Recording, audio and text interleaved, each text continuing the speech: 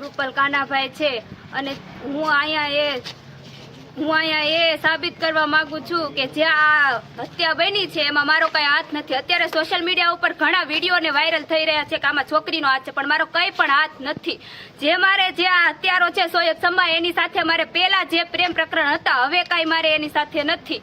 અને હું એ સાબિત કરવા માંગુ છું કે ઈ છોકરા જેણે મારા થનાર પતિની હત્યા કરી છે એને કડકમાં કડક સજા મળવી જોઈએ, ફાંસીની સજા મળવી જોઈએ। અને સરકાર અત્યારે એનો જે ચહેરો છુપાવીને બેઠી છે, કઈ આગળ કાર્યવાહી કરી નથી રહી, એ મારે જાણવું છે કે કેમ નથી કરી રહી। અને છોકરાને મારે સામો લાવવો છે, આખી દુનિયાને બતાવવો છે કે આડે મારા થનાર પતિને માર્યો છે।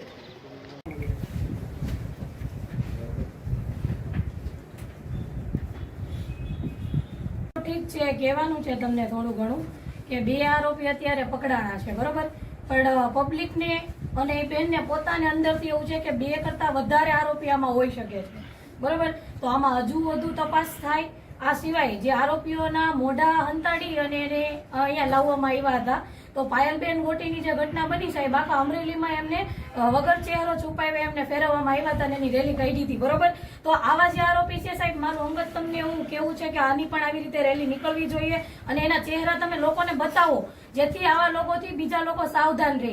જેમાં છોકરાને ક્યારેય પણ દુશ્મની નહોતી આ વ્યક્તિ સાથે, તો પણ એને મારી નાખવામાં આવ્યો, એની પાછળનું કારણ શું? હજુ પણ આમાં બીજા લોકો છે। અને મારા વતી આ બેન પણ આમની સાથે એમના લગ્ન થવાના હતા, એ બેન પણ તમને રજૂઆત કરવા માંગે છે। મારું નામ જાદવ રૂપલ કાનાભાઈ છે। હું એ જાહેરાત કરવા માંગુ છું કે મારે જેની સાથે વિશાલ મકવાણા એની સાથે મારા જે લગ્ન થવાના હતા એના 2 દિવસ આગળ એની હત્યા કરવામાં આવી છે। અને જે હત્યારાઓ છે એની સાથે હત્યારાઓ સોયબ સમા એની સાથે મારે પેલા જે પ્રેમ પ્રકરણ હતું એ હવે અત્યારે કઈ હતું નહીં, અને તો પણ એને મારી નાખવામાં આવ્યો છે।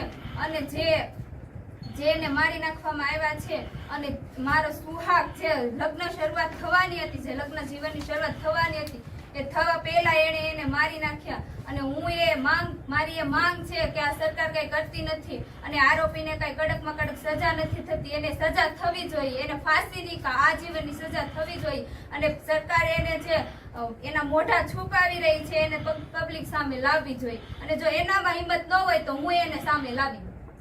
બરાબર।